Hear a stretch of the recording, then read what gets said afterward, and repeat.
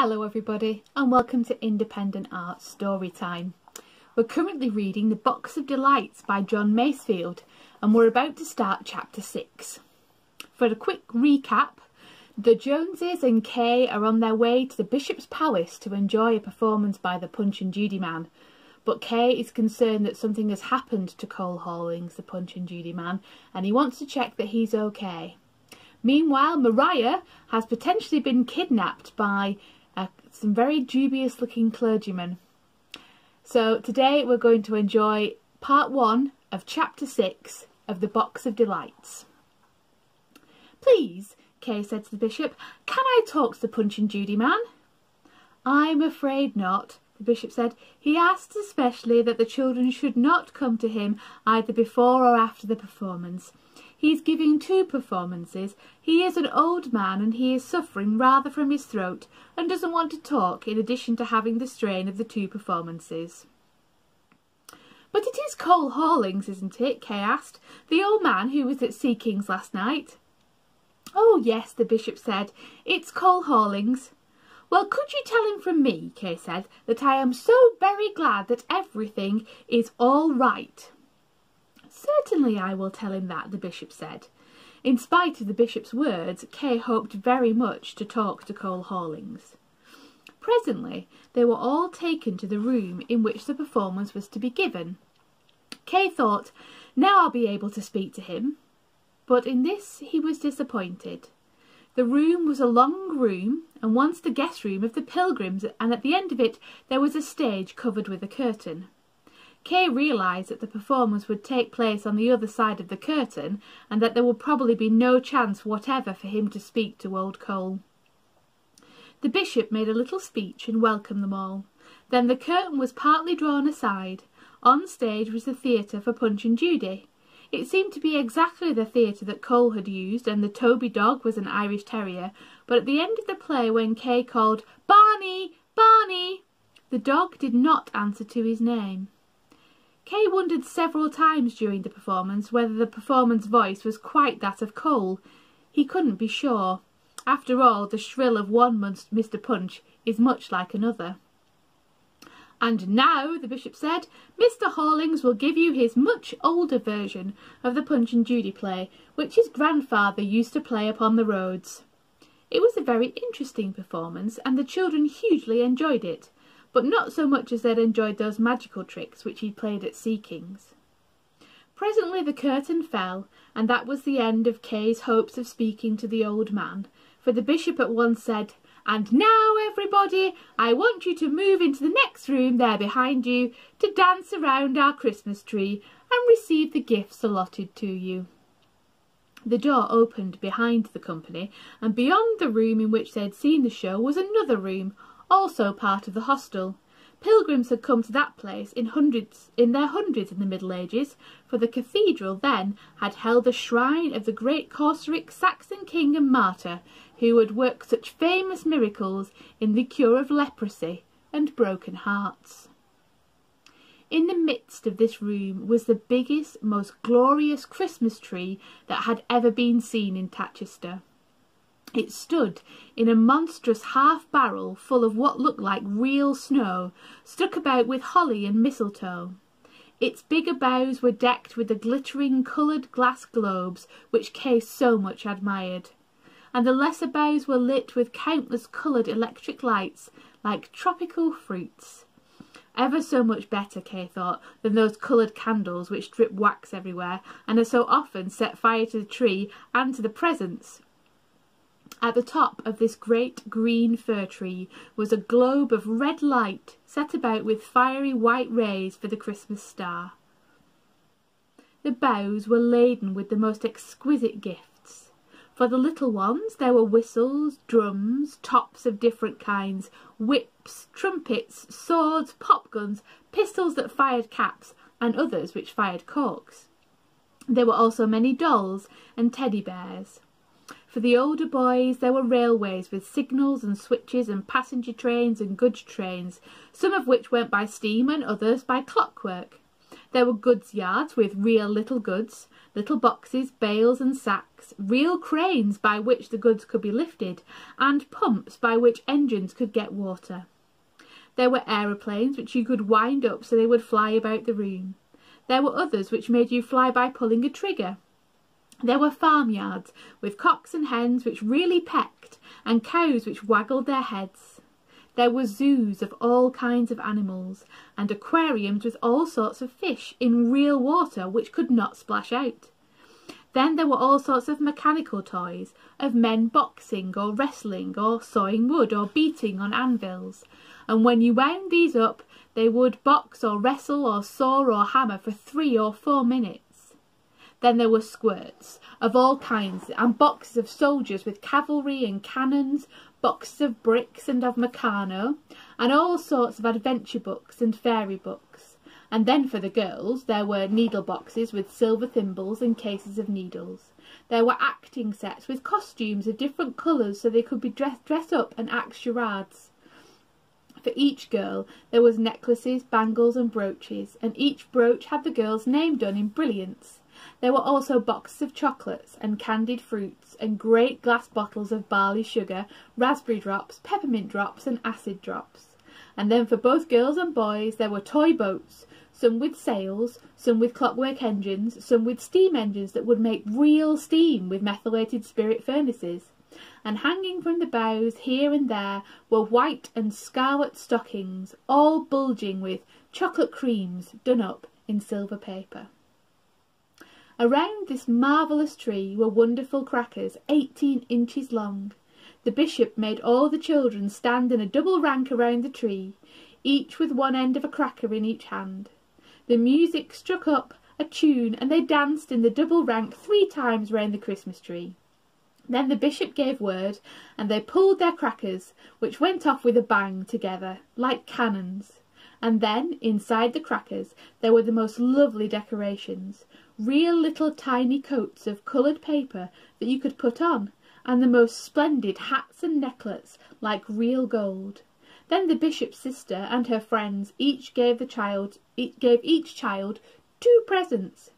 They all played Hunt the Slipper and other merry games, and then suddenly Kay remembered that he had not thought about little Maria since he left the police inspector, and that she wasn't there. Good heavens, he thought, Maria isn't here. What shall I do? He went up to the bishop's sister and asked her if little Maria had been there. No, she said. No, and the bishop said just now to me, I'm sorry not to see little Maria here. She may think that I bear malice for the smashing up of my car that time, but indeed that isn't so. I should have loved to have her here. Do you mind if I telephone? Kay said, and he went down and telephoned Ellen. No, Ellen said, Miss Maria hasn't come back here. By the way, Kay called, we shall be a little late in getting away from here. Will you ask the Rupert's Arms to send a car to meet the 8-7? Ellen said that she would do that, and then presently the evening came to an end and all the happy children got ready to go away. Just as they were crowding into the hall, going off in instalments as the cars came for them, the butler came to the bishop with a look of great gravity on his face. Kay was standing close beside the bishop at that moment. The bishop said, "What is it, Rogers?" And the butler said, I'm sorry to have to tell your grace, but during the performance the burglars have been in every room of the palace. They've turned the place topsy-turvy, your grace." "Indeed," the bishop said. "Warn the police, Rogers. I will be with you in a moment as soon as my young friends have gone." "If you please, your grace," Kay said, "do you think someone should say good-bye to Punch and Judy man?" "I'm afraid he's gone," the bishop said. "Somebody in an old car came for him as soon as the performance was over." "Do you know where he went to?" Kay said. "I seem to know. I can't really recollect. He did say, but I've forgotten," the bishop said. "I shall think of it when I go to bed tonight. Somewhere not very far from here." Kay thanked the bishop for their glorious treat, and presently they were in the car, driving home in the slush. "The palace has been burgled," Peter said. "While we were at the Punch and Judy, a gang got in. They got every single thing that was worth taking." "How do you know?" Kay said. "I was up there talking to Rogers," Peter said. "The palace is full of guests, 7 old dowagers at least, and they've brought all their family jewels, and they're all gone. A cool 40,000 wouldn't pay the insurance." "The footman said we shall have the police on us tomorrow," Kay said, "and we shall have our fingerprints taken to see if we're accomplices." "I say," Susan says, "do you think we shall?" "Sure to," Peter said. "It will be a matter of police routine." Kate thought that the burglary was a matter of Abner Brown's routine. "Well, I do hope," he said. "I really do hope that little Maria hasn't been in it with the gang. It would be just like her to do a thing like that." "Oh, I do wish it was tomorrow morning," Jemima said, "and we could see the papers about it. If the motor cars have gone from the garage, then we may suspect that Maria has had a hand in it." "Maria won't have had a hand in it," Susan said, "except to collar the swag and bring it back to its owners." When they reached home, there was no news of little Maria, but in some strange way the news of the burglary had reached Ellen. She greeted the children with, "I do hope the burglars didn't frighten you." "No, they didn't," Kay said. "But has Miss Maria turned up yet?" "No, not yet, Master Kay," Owen said. "And is my guardian back?" he asked. "No, Master Kay," Owen said. "The Rupert's Arms man met the 7:8, but she didn't come by that train, and there's no other train from London tonight." "Has any message come through from her?" "No," Owen said. "I telephoned through to the number that you gave. She started to catch that train." "Well," Kay said, "I suppose the trains are all upset, partly with Christmas and partly with the snow. She may have gone a certain distance and then had to come by car." It may have been something like that," Owen said. "You see, sometimes," Kay said, "they have to run the trains from London in 2 parts at this time of the year. She may have come by the second part." "Something like that, I dare say," Owen said. They telephoned to the station, and the station telephoned to Paddington, and Paddington replied that the train hadn't started in 2 parts. Then they telephoned the address where she'd been staying, and they replied that Caroline Louisa hadn't started and hadn't since returned. "Well, I don't know," Kay said. "Do you think I'd better speak to the Inspector of Police?" Then he remembered the inspector's maxim, that the simple explanations was always the last one thought of, and thought, well, the inspector would only laugh and tell me to take a posset. "Ellen," he said, "can you make possets?" "Yes, Master Kay," she said, "I can." "Well, I wish you'd make me a big one," he said, "because I'm feeling very miserable." He went up to bed and found Peter already in bed reading a murder story. Kay got into bed, and presently Ellen brought him a posset in a mug. He drank it down, thinking that the inspector certainly knew a good thing, and after he'd drunk it the comfort seemed to tingle through him, which put an end to his miseries. He half heard Peter chuckling and saying, "I say, Kay, do listen to what the detective said." And he knew that Peter went on to read what the detective said, but he paid no heed. He was fast asleep, and when he woke the fire was almost out, but the moonlight shone in through the open curtains, and outside on the hard asphalt walks around the house came the clank of weapons and the stamp of feet marching in time. A trumpet blew, and a stern voice cried, "The wolves! Guard setting out for Duke's Heath! Guard against the wolves! Just starting out for Duke's Heath! You coming there?" Kay looked out of the window, and there he saw in the moonlight a pack of armed men with bronze scale armour, helmets and short spears. "Are you coming, Kay?" the captain said. Duke's Heath was a couple of miles away, but it seemed to Kay much too good a chance to miss. "Yes, of course I'm coming," he said. He took his precious box, which had been under his pillow, and in a minute he was out of the house. Very strange lot of men, he thought. Even in the moonlight they seemed to be sunburned and tanned. They had shields on their left arms, and short swords by their sides, and each man had 2 short spears. "Well, you want a coat of armour, Kay," the captain said, and put a lovely little coat of mail over his shoulders. It was lined with wash leather and very warm, so that Kay was very glad that he'd not stopped to put on anything over his pyjama coat. They then gave him 2 lovely little spears and a little short sword, and away they went. Kay thought that the officer, beside whom he was marching, was very good-looking and agreeable. He was young, and pale, with quick eyes and black hair, and some of his dash was in his men. They marched like one man, with snap and swagger. "Will you tell me who you are, please?" Kay said. "We," the young officer said, "we're the smartest squad in the finest cohort of the Star Wing of the Crack Legion of the whole Imperial Roman Army. Search it where you will, you'll not find anything anywhere to touch or come near the blue and white stripers of the Tatchester Toms." "I suppose not," Kay said. "And are you going to camp at Duke's Moor?" "No, no," the man said. "We're the Wolf Guard, passing that way with the mails. We'll go on to the frontier." "Are the wolves very bad?" Kay asked. "So, the man said. "It's best to keep your eyes skinned. Duke's Moor is none too good a place. There are some of the old lot there who used to hold the Chester Hills."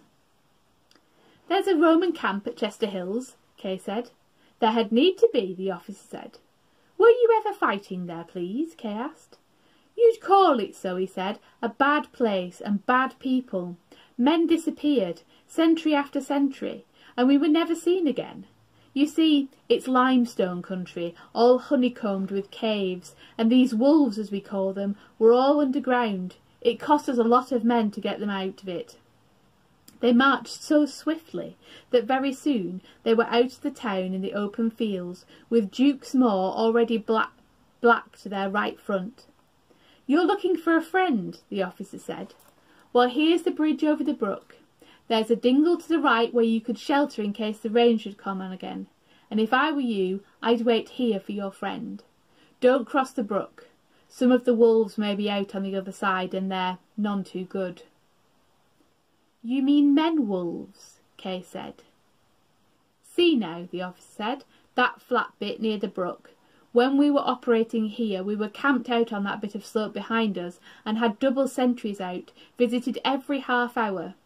Well, on that flat bit, one of our posts saw a calf come out in the moonlight to feed.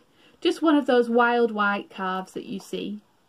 Well, nothing odd in that. The calf fed and scratched and stamped like any other calf. But the post noticed that it was always drawing nearer.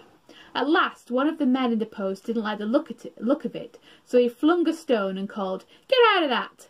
And at once the calf tossed off its skin and charged the post, hurt one man and got away with 2 spears. The calf was 2 of these young wolves under a cowskin. And that was only 3 years ago, just here. They're none too good, the wolves. Now if you stay here, your friend will soon be with you, and we'll go on." The squad's music, a strange kind of horn and drum, broke out into a march, and the squad stepped out to it with a stamp and a jingle. Soon even the noise of the march was gone, and Kay was alone near the swollen brook and the dripping trees of the dingle. Duke's Brook, he thought. I wonder who the Duke was. He had been told that the real name was Duck's Brook, from wild duck that haunted there. The moon having gone behind the clouds, it was now a dark night near Duck's Brook, and Kay wished that the soldier had not told him that tale about the wild white calf. The night was now black as a pocket, and there, in the blackness, oh horror, was a white calf moving towards him just like the Roman had described. Was it a calf, he remembered, that Cook had said that there was a white lady who walked out on Duke's Brook way? This thing that was coming was a white lady, but supposing it was a white wolf, standing upon its hind legs and ready to pounce. It looked like a wolf. Its teeth were gleaming. Then the moon shone out again, and he saw it was a white lady, who held her hand in a peculiar way, so he could see a large ring with a glittering long ways cross on it. She was the lady who'd been outside Bob's shop waiting for the message. "Come, Kay," she said, "you must not stay here. The wolves are running. Listen." The midnight was still enough, save for the babble of the brook and the occasional running patter of the drops from the ash trees. Now above these noises, from out to the north by the straw yards, came the cry of wolves in a pack. All mad, Kay thought, like the bark of foxes, but much more awful. "Come with me," she said, giving him her hand. As he took it, he felt himself lifted from the grass, so that he glided beside her up the stream to the pool from which the great stream rose. And near to this, to the right, there was an oak of great age, which Kay had always called King Charles Oak, and the country people called the She-Oak. It was hollow with age, but the mighty shell was still alive. "There are the wolves," she said. "Look." There in the moonlight, racing over the grass to them, were the wolves in pack, with their ruffs up and their eyes glaring. The oak tree opened behind Kay. The woman stepped within it, drawing Kay with her, and instantly they were within the quiet of the tree, in a room panelled with living oak wood and hung with tapestries of oak leaves, in which the birds were alive. Well, we'll find out what the White Lady and Kay get up to in the oak tree next time. We'll see you for the next story very soon.